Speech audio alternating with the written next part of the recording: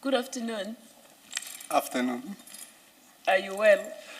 Yes, I'm well. Good, good. I'm fine too, even if you did not ask. Thank you, DCJ.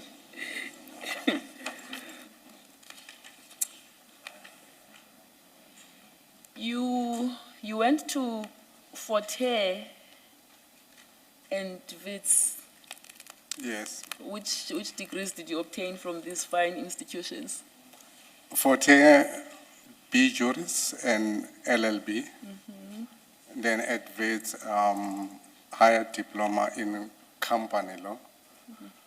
Although I didn't include it in my CV, I also done the LAM in labor law with UJ, but I finished the coursework. I passed the coursework. I was busy with the dissertation of sexual harassment at employment, but due to family problems, I couldn't finalize my dissertation. Well done. I always admire people who study while working. I don't know where you find the time, but, well, my hat's off to you. Yeah. You stayed on at Forte as a lecturer for 3 years. Yes, DCJ. Which subjects did you teach? Private law and interpretations of statutes.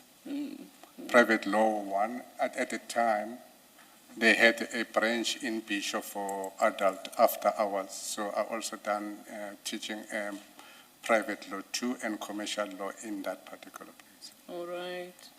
But then you left teaching. You left the noble cause. Why did you leave? At the time, I was still young. I felt that was boring for me. And I wanted just to be an advocate. That's what I wanted to do. All right. And you became a prosecutor? Yes, I started at some stage as an interpreter, district court prosecutor, then original. You started out as an interpreter, then you became a prosecutor, then you rose to the ranks of the magistracy. Yes, yes, DCJ. Well, that's the route I followed as well. Yes. All right, so you remained a prosecutor for 3 years and then became a magistrate, a district magistrate. Yes, DCJ. But soon became a regional magistrate, which you still are. Yes, And have been for 22 years now? Yes, for 22 years as a regional magistrate, altogether 26 years as a magistrate. All right. You have acted as a judge? Yes. Where, how long? In Gauteng, since 2016 up to now. And since 2016, you say? Yes, since 2016. What has taken you so long to apply for permanent appointment? I thought that I needed to be more equipped and to learn more instead of rushing so that I can be able to understand everything. And when I'm ready, then it's now that I feel that I'm ready to apply, because at the time I felt that I'm not yet ready to do that. Well, that's a good enough answer for me. All right. I'm going to hand you over to JP Mlambo. Thank you. To quiz you. JP Mlambo. Good afternoon, Mr. Manyathi.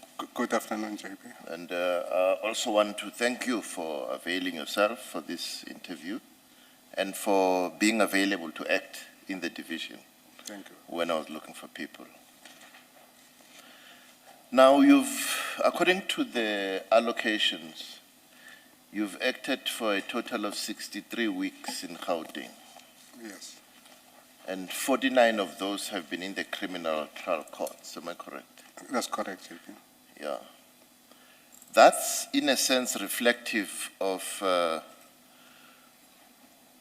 where you've spent most of your professional life as a judicial officer in the criminal trial courts, am I correct? Yes, although at some stage I was doing the civil in regional. Yes. Yeah. Yeah. Especially because I'm stationed in Captain Park. Yeah. Try and speak closer to the mic. I'm stationed in Captain Park, and at the time we had only one a regional magistrate that was dealing with civil.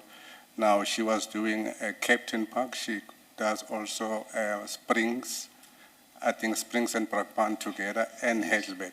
Yes. So most of the time she's not at the office. So on the days that she's not there, I will actually do any civil matters that appears. I will also help her with in issues of divorces divorce role when she's not there. Yeah. You may not want to answer this, but you know, in the high courts, we sit with the problem that the civil work that must be done in the regional courts comes to the high court. We've done all we can, I know, in Gauteng, to dissuade lawyers not to bring that work to us. And they complain that they don't get justice in the regional courts when they take their civil work there. You've acted in the High Court, you've done some civil work in the High Court, and you are aware that most of that civil work belongs in the regional court. Am I wrong? You're right, JP. What should we do? Because to me, it tells me that the conscious decision made to make sure that instead of going for costly litigation in the High Court, it should be done in the regional court, but it's not happening. I think there's something more that must be done, JP, in order to do that, because we actually, in Captain Park, we are getting a lot of civil matters, as I've said. And I don't know other clusters, but we try by all means. As I've said, we've got only one. That's why I must sometimes help, but I cannot be able to say at this particular stage what might be the reasons why they feel like that particular way. I'm not blaming you. I hope you're not understanding it as I'm blaming you. We need help to see what we can do to make sure things run properly. That's why I'm raising it with you, because you are involved in that court level. You know. Yeah, I think, as I've said, JP, I think more must be done in order to be able to help, especially people who are appearing there. Most of them are people from the locations, Tembisa and all those particular people. And at least if that can be something must be done to encourage them so that their cases can be finalized as quickly as possible. Yeah. And actually to help those people that does not have money to come to the High Court where the costs are involved at an end. But I think they're not as, if we can actually develop that particular area, I think that will actually help a very good. Now, you've done some civil work in the High Court. I see you've also done a week in the Agent Court. Yes. Was this during recess?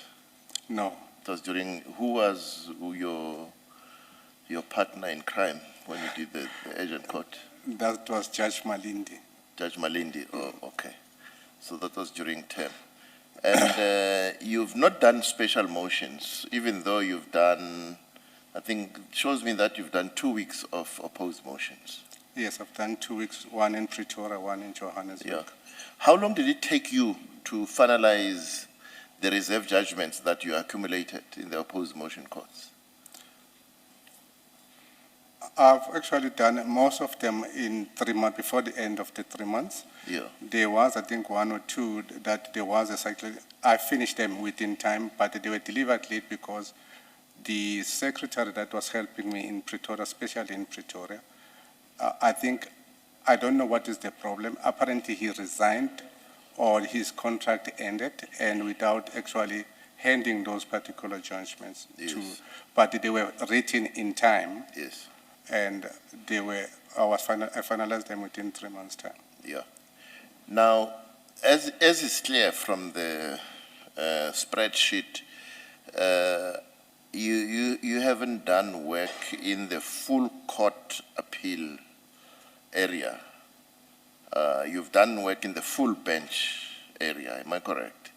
Where it's a magistrate's judgment that's on appeal. In civil, in criminal? Yeah. No, in civil. In criminal, yes, you would have said in a full court. Am I correct? I've sat both in civil, full court in civil as well as criminal. Yeah. And I've penned those 2 judgments. Right. What was your bench in the civil one? That was Judge Sadwala and Judge Davis. Davis, the Pretoria judges? The Pretoria judges. Okay. And then in the criminal one? That was Judge Spilch, as well as acting Judge Ngube. I see. But you penned those two judgments? Yes, I've penned those Okay. two judgments. That's good. I And think then- the one of, I think the appeal one, the criminal one, I had to read about 12,000 pages of that particular judgment. Yeah. Now, what I've said to the other candidates, you would have seen it if you guys are watching in the holding room, that I would like to see this commission recommend candidates who will not be a burden, even though they are there, but won't be a burden to other judges. That is, if I say I want to give you a special motion, I don't have to think twice. I don't say, I can't give it to him because no judgment will come out, or judgment will take 2 years. Yeah. You understand? Because I do have instances where the parties will look at the duty roster and see who's there, and they'll write to me and say, look, Yeah. we provide this evidence why we don't want this judge to hear this matter, because judgments never come out. Yeah. That's what causes me to say the pool that I must use of people who must do the heavy work has continued to shrink, and I want people who will help me in that regard. You understand that part? Yes, I do understand. Yeah. Now, I'm saying this to you to say, I would like the commission to make sure that the technical competence of recommended candidates is at the correct level to do the work in the division. Obviously, these must be people who are hardworking. You've been in the division, you know the volumes we deal with. You've just mentioned 12,000 pages, Yes. which is one appeal.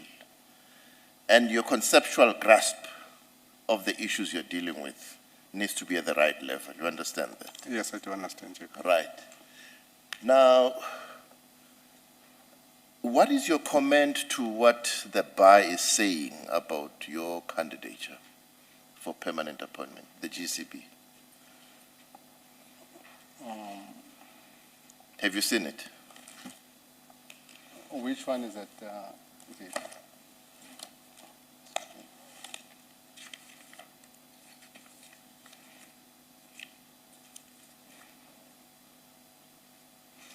I think they are saying effectively that your strength seems to be more in the criminal Okay.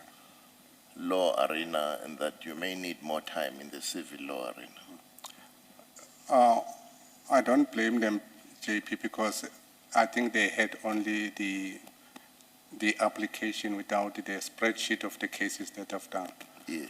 And if you notice, some of the appeals, I've written them, some of the judgments in civil, I started somewhere in 2017. Yeah. What used to happen is that in a term, I will finalize my criminal appeals before the term ends, and I will have about 6-7 days that I don't have any work after I've done a look to other criminal judges in respect to help them with the petitions. I will go for a roll call, Yeah. where they will give me a 2-day or 3-day, especially unlawful arrest, as well as ref matters. Yeah. So I will do those particular things until I've been doing that since 2016, because if you can check, I've been finishing my role before the end of term. Then I will go for civil court roll call in order to get some work, civil work to do. Although, as I've said, on a little bit scale of 2 days trials for unlawful arrest. From that time up to now, I think I've done almost 10 or 12 of those particular judgments. No, in fact, I want to confirm to the commission that you are one of those acting judges that when your criminal trials collapse, you go to the DJP to say, I'm available, I need work. Because you know he's always looking for people to help. Thank you. You always do that, I know that. I always Right. do that. If you look at paragraph 6.1.1 of the GCB comments, the bar criticizes you as to how you resolved or approached the issue of locus standi. Yes. Do you have it there? Have you read it? Which case? The case of? It's the case of tenants of Waterford Court and two Okay. others. Yeah, you saw that. I've saw that. You're aware of what they're saying. I'm aware of what they're saying. What's your response to that criticism? Is it well-founded, or is it unfair, or you don't agree with it? I don't agree with it. It's unfair. In that particular matter, as I've said, I've found that the matter was not urgent, Yes. based on the fact, firstly, that they received the notice of the termination in February, Yeah. and the application was done. All the other things were done, but the application was actually done somewhere in October. Secondly, I found that on the basis of lack of local standing, Yeah. because the applicants were not actually the owners of that particular building, neither were anything that shows that they were related to anything to that particular. To me, it appears like as if people would just group and enter the building, and they were owing the municipality plus minus 2.5 million on services. Yeah. So, So you don't agree again, with I the don't criticism? agree with them. That matter, at some stage when I checked, the same attorneys, they brought it back to one of the senior judges, and on the same facts, the senior judge again gave the same judgment that I gave, the same. So that's why I say I don't even agree with what I they see. say. Okay. So you regard yourself as eminently ready to be recommended for permanent appointment? Yes, JP. I think, as I've said, as the Deputy Chief Justice said, I've waited a long time, and I've done because I wanted to equip myself with almost all the areas that are available.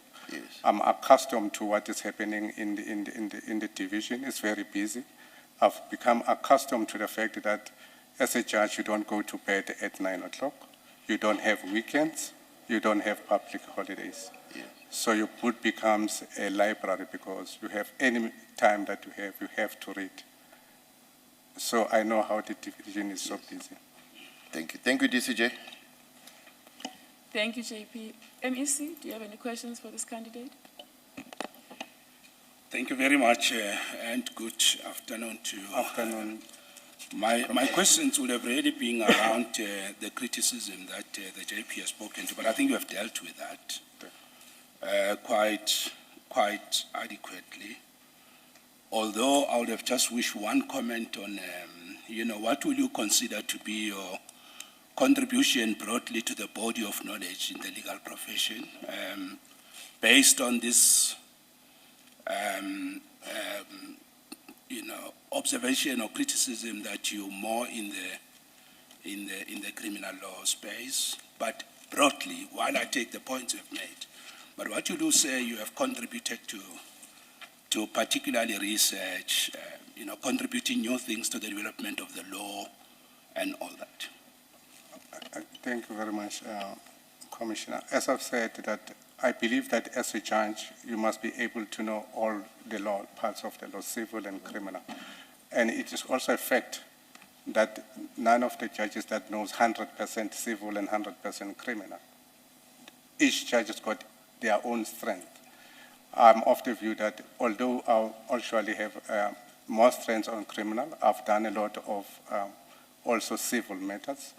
As you see, I think one of the bundle, the senior judges, they trusted me with an appeal, and I penned that particular judgment, which they were very much happy. They sent a comment that they were satisfied with the job.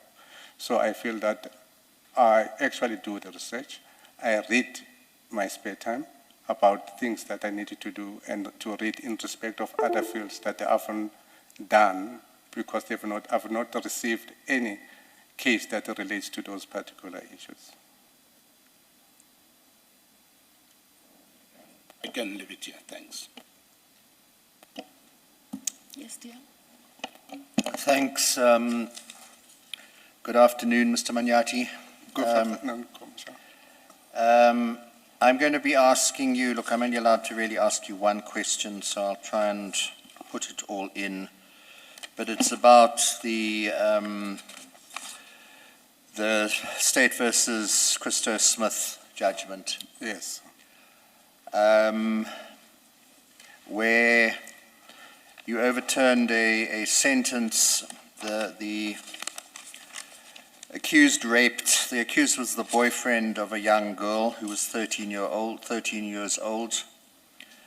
The accused was 39. Yes. And he raped her. The rape was upheld, and the issue is the sentence. And as you know, the legislature has set a minimum sentence for child rape. Yes. That is the intention of Parliament. These cases are serious, and therefore the minimum sentence for rape of a child is life sentence. You, however, say, no, I'm of the view that life sentences should be used sparingly and for very serious rapes. Yes. You do say things which are in the judgment about, you're meant to find, and I'm going to be asking you, what are the substantial and compelling circumstances? What I can find from your judgment is that the rape happened at the spur of the moment. The victim did not sustain any injuries. She's responded well to trauma counseling.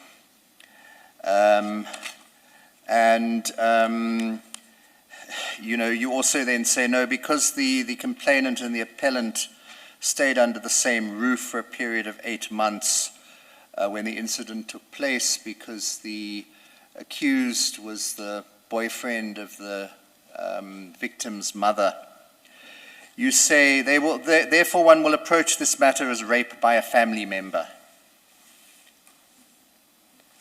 I note in your judgment you did quote a number of cases. You did not quote State versus Manyathi, which is a 2011 case, which is a more recent judgment than any of the judgments you quote, where it says Parliament had ordained minimum sentences for certain specified offences, and these were to be imposed unless were truly convincing reasons for departing from them. Courts were not free to subvert the will of the legislature by resorting to vague, ill-defined concepts such as relative youthfulness or other equally vague and ill-founded hypotheses that appear to fit the particular sentencing officer's notions of fairness. Predictable outcomes, not outcomes based on individual whim, were foundational to the rule of law. So look, I just want to give you a chance to respond. I find your judgment induces a sense of shock for me. This is the rape of a child. Parliament has said substantial and compelling circumstances not to impose a life sentence. Please tell us what those are. And tell us if you regard the rape of a child by a 13-year-old girl, by a 39-year-old man. Is that not a slightly very serious offence? Thank you, Commissioner. You gave 12 years. Yes. At the start, I want just to express that a rape is a very serious offence. No one can argue in the contrary that rape is not a serious offence. I think the legislature, the manifest purpose of the legislature is to make sure that a serious sentences are being passed for such particular issues. But on the same time, when you look at the Minimum Sentence Act, it also gives a discretion to the judicial officer in terms of Section 51, subsection 3, as to state what are the substantial and compelling factors to deviate from the prescribed minimum sentence. You read the cases of Manyathi, 2012, where the retired judge, I think, I'll remember just now. But when you look at those particular cases, State versus Manyathi, State versus Vilagazi, State versus Abrahams, and all those particular things. But as early as 2002, the judges started to understand and try to give a guidance as to what is meant by substantial and compelling factors for the court, especially in respect of the minimum sentence. Judge Cameron and the others, when you look at those particular cases, it states that the courts are not supposed to slavishly adhere to the minimum sentence. The manner in which the offense is committed, the factors, how is it committed, those particular issues must be taken into account. As I've said, that the fact, it might give the impression as to the quote that you give that I'm saying, because it's a family member, then it's different. When you go deep, a little bit down in that particular thing, I said it makes no difference whether it's a family member or not. Rape is rape. Mahmoud says that other rapes are more serious than other, are totally different. Now, I think the legislature, because our duty is to make sure that we interpret laws, we don't make laws. Now, clearly, when you look at the fact, the manner in which the rape took place, to me, it also formed one of the substantial and compelling factors. Now, in this particular matter, it was not a planned one, and secondly, there was no violence that was used. And when you look at the minimum sentence, the issue here is that the problem that we're having is that he was actually charged with the extended definition of rape. That was not the traditional rape that we know. The issue there, the facts, is that a tongue was used. I'm not saying that it's not rape. Don't anybody take me as if it's not a rape. Rape is rape. What I'm saying is, it depends on the manner in which rape has been committed. That will determine as to whether the life sentence must be imposed or not imposed. So, as I'm saying, when you look at those particular factors, the response, the report that I got into this particular child, she was traumatized, I understand that. I will not sit as a judge and a presiding officer and pretend to know how does a woman feel when after being raped. The fact is that rape is rape, and a certain minimum sentence is actually prescribed, but we cannot slavishly adhere to that. There are certain factors that the court has to look in order to. I felt that the life sentence was too much it was disproportionate to the facts of the matter. Hence, I arrived at the issue of 12 years imprisonment. Thanks. Well, so you're saying the substantial and compelling reasons were that the rape wasn't planned. You're saying the substantial and compelling reasons were that there was no violence, which probably is a bit difficult for a 13-year-old girl against a 39-year-old man who she knows who's her mother's boyfriend. I mean, with respect, Mr. Manyathi, and then also, as I said, why didn't you look at Machichi, which is a SCA case more recent, 2011, than the ones you were quoting in your judgment? As I've said, so basically, I have to say I'm quite horrified by your judgment and your approach to the issue of rape. Commissioner, sorry, just to add to that, when you look at the recent case of State De Beer versus the state, in that particular matter, it's a Supreme Court of Appeal decision. In that particular matter, the stepfather actually abused the 8-year child for a period of almost 8 months. And the High Court, after the magistrate court gave her 15 years, of which 5 years is total suspended. The High Court increased it to life sentence. The SCA was of the view that the death was too harsh, and they actually dismissed or set aside the life sentence. So what I'm trying to say is that I actually read the latest that I have, especially De Beer's case. It's, I think 2014, if my memory serves me well, it's a 2014. Okay, but you don't quote De Beer, so we'll have to look it up. But it's interesting that you're referring to De Beer now, but it's not in your judgment. Just a note on that. Just a follow-up, CJ. Follow-up. No, it's just a quick one. I'm just following up to the minister. Deputy, I'm not too sure whether you get the Deputy Minister, and I don't believe you understand the Deputy Minister, the Commission. It seems as if your approach is that irrespective of the fact that there is a minimum sentence, this is a legislation, your point is that you must lavishly apply the minimum sentence. I think that you are wrong.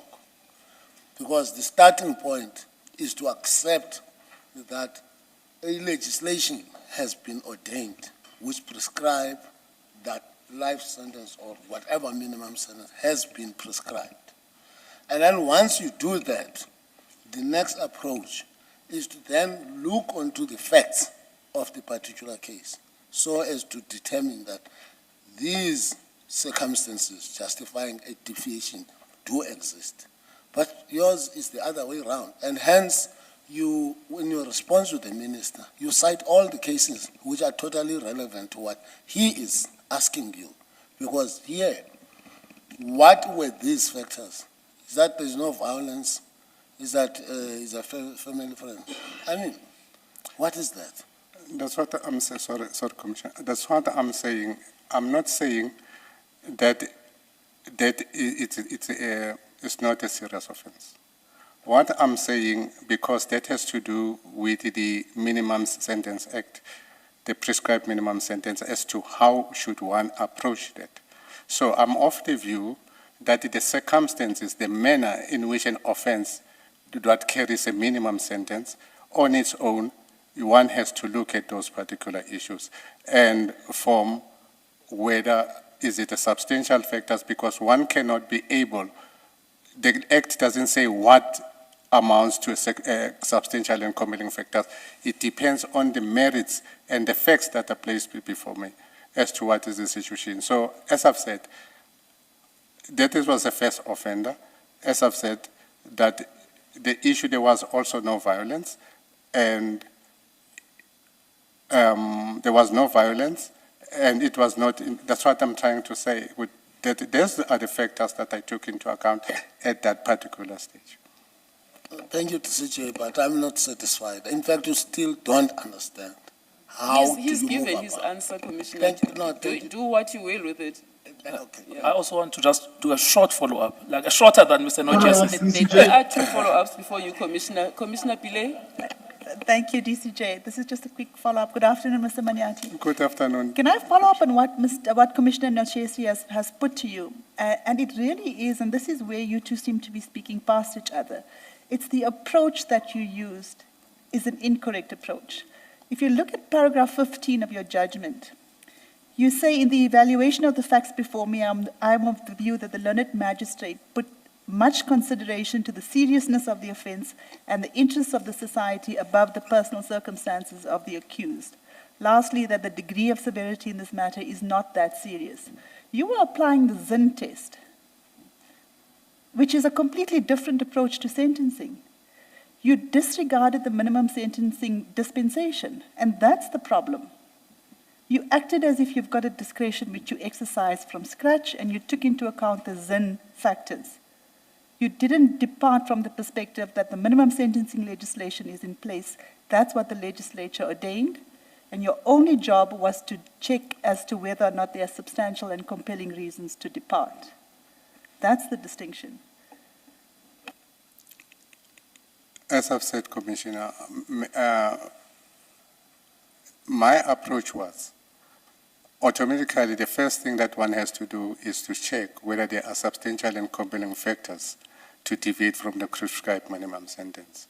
What I did was to look at the factors, the facts of that particular matter, whether the sentence that has been imposed, is it disproportionate to the offense that has been committed. Now, at the same time, when I look at the fact that he was a first offender, looking to the fact that there was no violence that was used, and I've not actually planned, it was just a spur of a moment, but still the fact is that he committed this particular offense. I felt that the issue of life sentence was disproportionate to the facts at that particular time. But as I've said, if the Commission feels that that was a wrong approach, at the time, I bona fide believe that that was the approach that I wanted to do, that I was supposed to do at the time. Thank you, DCJ. There was a follow-up question from the virtual platform. Who was it? Have they given up? Okay. Dodova was right after all. Let's just. No, he was not No, right. Let's, it let's I was don't- me, DCJ. Yes. Who was it? Yes, it's Clement. Go ahead. Good afternoon, Magistrate. Good afternoon, Prof. Yes. I can see I'm you. also concerned with this case, in a sense that you are using the word violence. And I just want to understand in what way you are using the word violence. I cannot think of any way of thinking of violence than somebody actually violating you by putting any part of their body into your own private part. I think that is violence enough. But over and above that, I just want to understand from you, when one deals with the question of rape, are there degrees of seriousness? And what determines whether an act of rape is more serious than the other in such a way as to deviate from the minimum prescribed sentence? Thank you.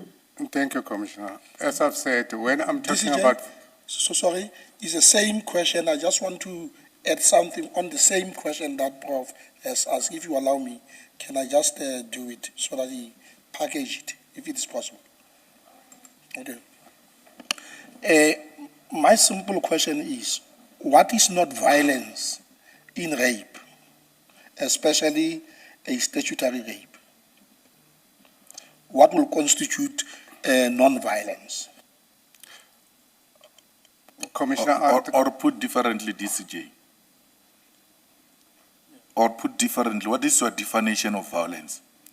no, in this particular matter, Commissioners, I was talking about physical in a sense of assaulting or stabbing.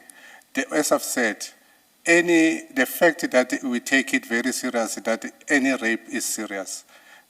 That's why the extended definition that if you use any part of your body is rape. The rape is rape. But as I'm saying, you look at the facts. How is the matter being committed? How is this rape is committed? That's why I'm talking about the degrees of commission, the action itself, not the rape itself, but the manner in which the rape has been done. That's why I'm talking about that particular issue. But DCJ, Rapes are all of them are serious. DCJ.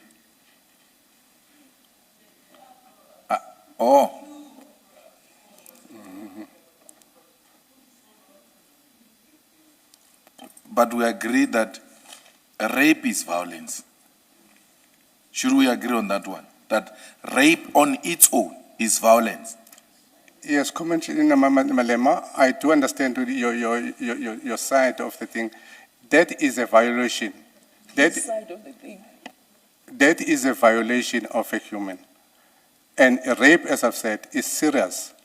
But when you look at the cases, as I've said, when I'm talking about, when I referred to the issue of violence, I was actually meaning maybe it might have come out in totally wrong, but there was an issue where somebody has stabbed somebody or assaulted this particular woman. That's what, when I'm talking about violence in that particular sense. But I do agree that rape on its own is rape in a technical sense, is violence. Yes, I mean, DCJ, I wonder if maybe I can help the candidate. I think the problem that you don't have to answer this because I think you've attempted to do so in response to Commissioner Pillay. I think the problem that you are being pressed on, certainly from this side of the table, is that you've distorted the test. You know, if you look at paragraph 14, in cases of your judgment at page 30,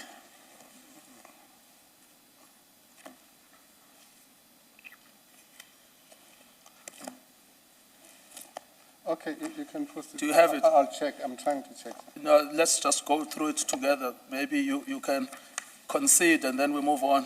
Yeah.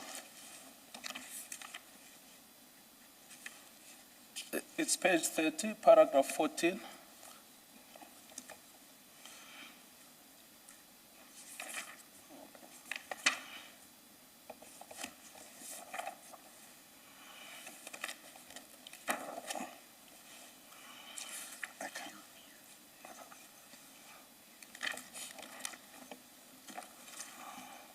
it looks like you're looking at the wrong bundle. Sorry about that. No, I know the feeling. Sorry about that.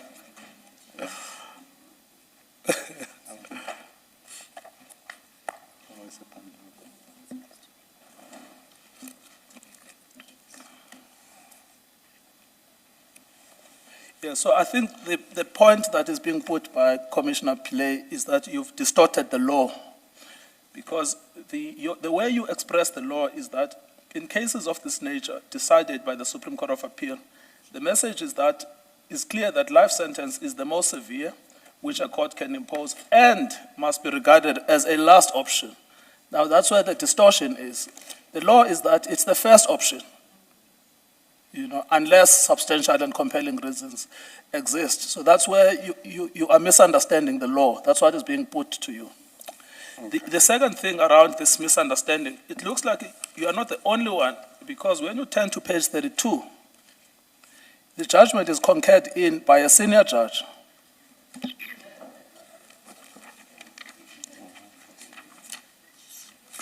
Okay.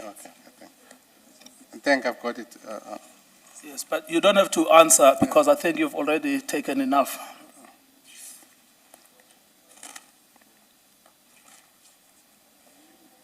Just one quick other follow-up. Mr. Manyathi, you speak about the extended definition of rape. I'm not sure what you're talking about.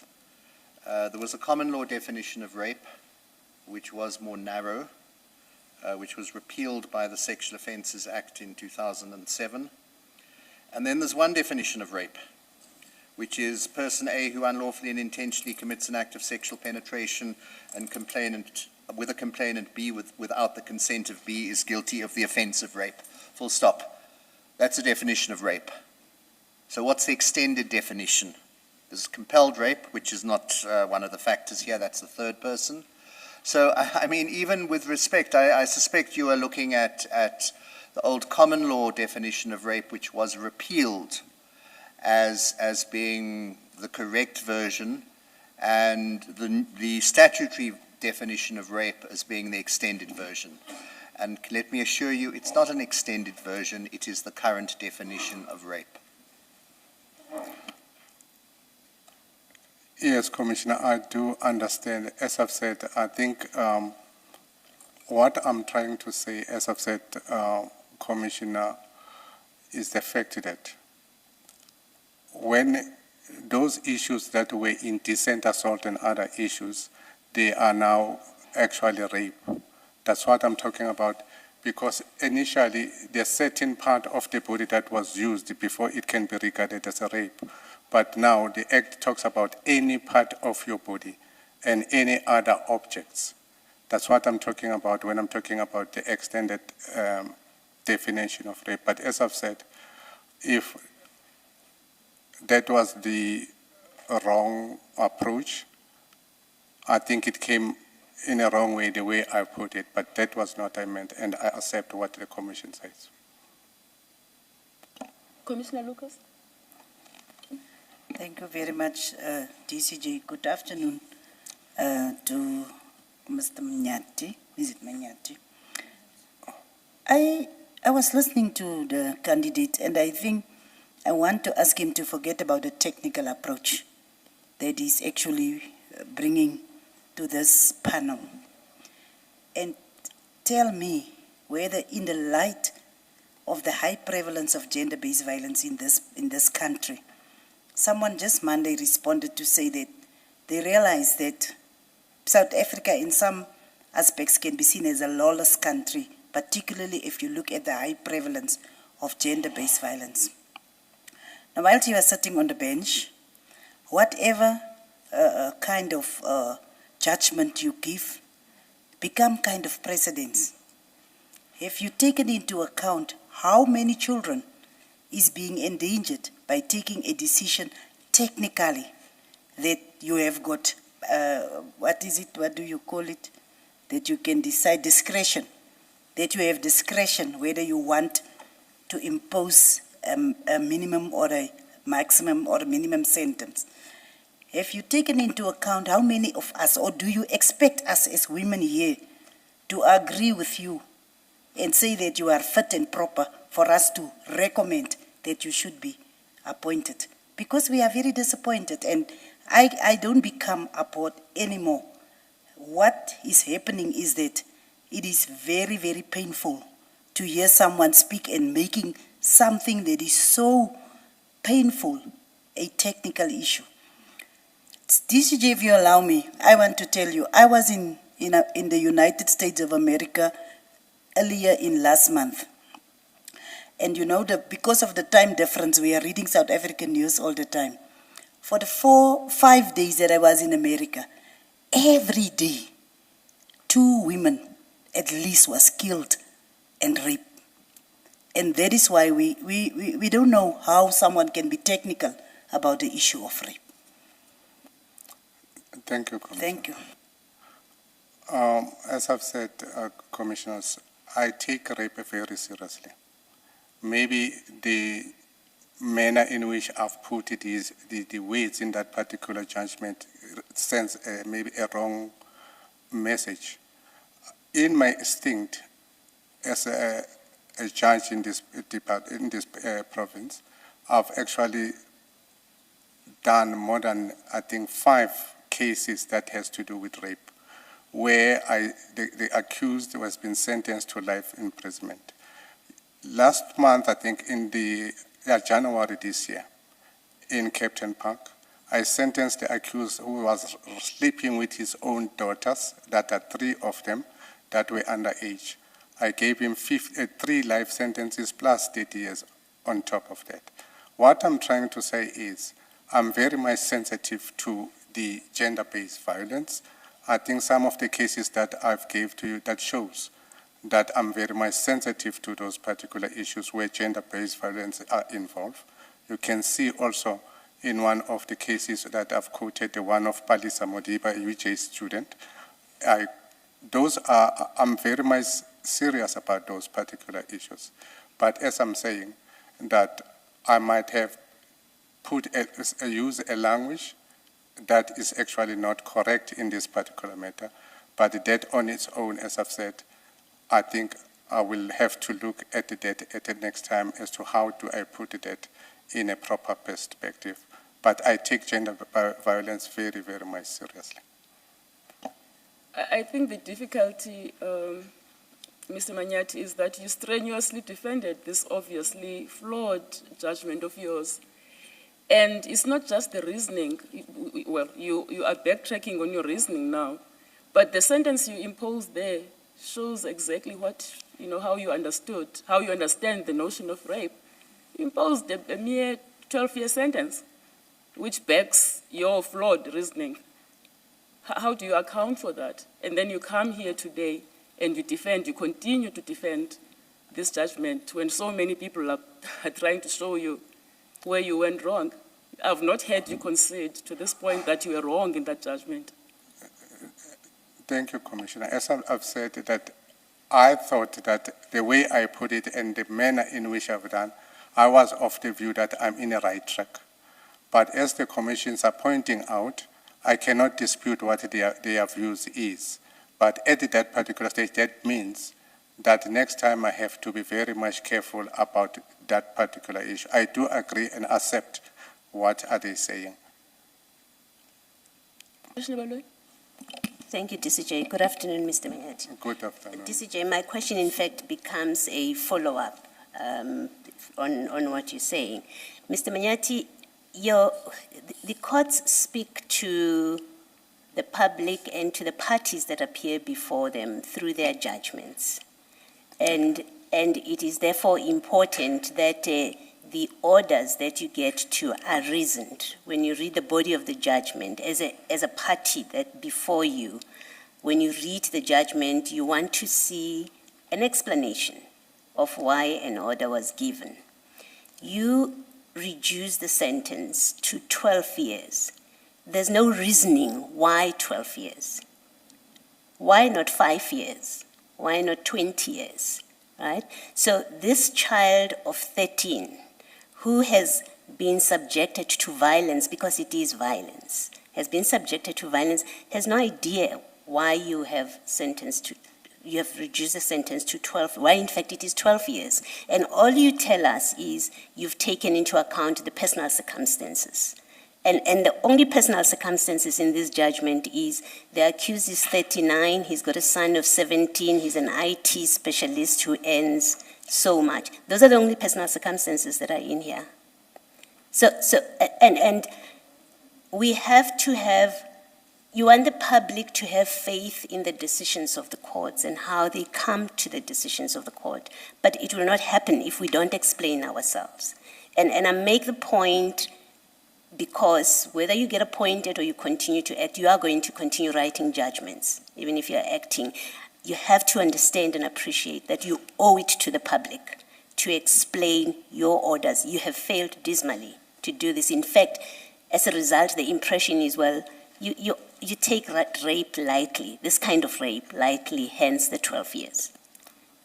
Thank you, Commissioner. Thank you, DCJ. As I've said, I do accept, as the Commission is of the view that the detestation, I do accept that maybe I've made a mistake. I do understand in respect of the approach.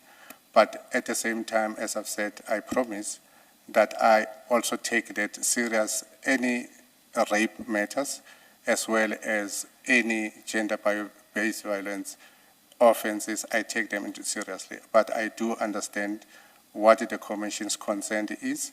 But as I've said, I will try to next time to sort out the way that I've done it, the approach that I have.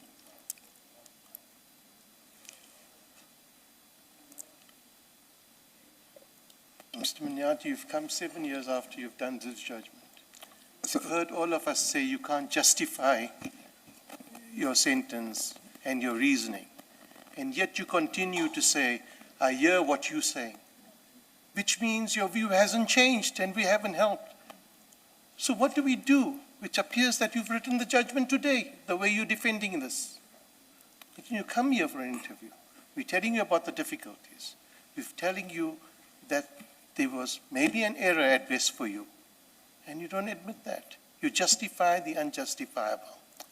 And you continue to do so today. And I have great difficulty with that. That causes me serious concern. Yes. Because I see this judgment as if it's written today. And by the way, it's not a 12-year judgment, it's a 10-year judgment. Because you antedated this judgment. Yes, Commissioner, I do understand.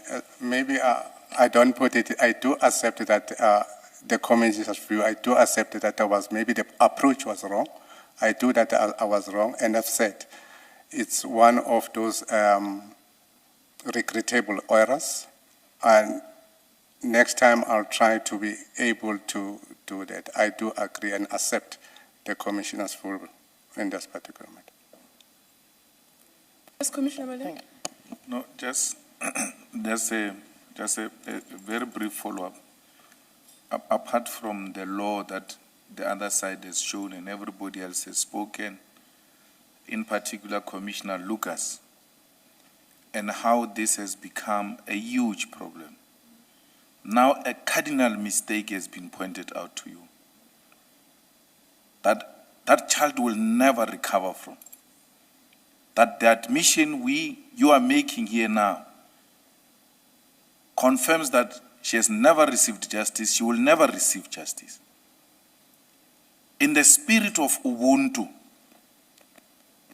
and Africanism, having accepted all of this wisdom that was shared with you, Judge, collectively, don't you see that you should take this opportunity to really, sincerely apologize? Because it will go a long way to heal some of the wounded women of our country who have fallen victim of this, and there is a general acceptance that they are not. Is there a problem, Commissioner Nonjes? No, but I see you two citing the DCJ with a hand sign. You want to stop me?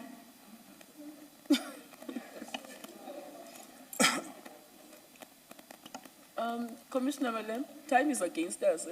So I thought the acceptance will not just be an acceptance, will be accompanied by something beyond that, because we're now going beyond the law and all of that. Seated here, we can't correct that. ourselves. We don't have that power. But seated here, we can reach out in the spirit of Ubuntu and say, this wisdom has opened my eyes. I'm really sorry. And in future, I'll correct it. A lot of people will find a lot of sympathy out of that. Not that we're trying to find any legal correctness or anything of that sort. It has been pointed out. The victims are watching. Commissioner Lucas made a very clear plea of what our women have been subjected to. And when they rush to justice, they don't get justice in the manner it has been presented to now. Will it cause any harm to just say, I accept I was wrong and I sincerely apologize? Thank you, Commissioner Malema. I think I was trying to say that my approach at the time, I thought it bona fide, believed that it was the right approach. I realized, as the Commission is saying, that it was not the right approach, and I apologize for that, as I've said. Going to make sure that this particular mistake does not happen again, and I assured you that even if after this, there my cases that has to do with this type of crime, the appropriate sentence was imposed, so I'm sorry about the approach that I've used, and I'm wrong. On that note, we have reached the end of your interview, Mr. Manyathi. Thank you. Thank you very much, Commissioner. You're excused. Thanks.